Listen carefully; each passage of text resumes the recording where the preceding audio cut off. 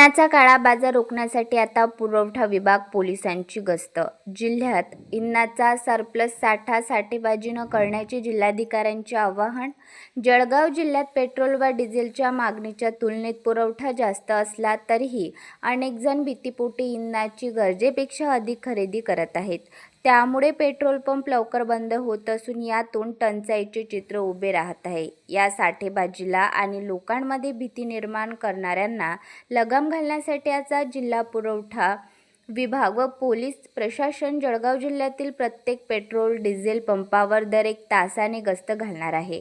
जळगाव जिल्ह्यात गेल्या 3 पेट्रोल डिझेलच्या आठवड्यापासून मागणीत अचानक वाढ झाली आहे. पंपावर वाहनांच्या रांगा लागत असून साठा लवकर संपताना दिसत आहे.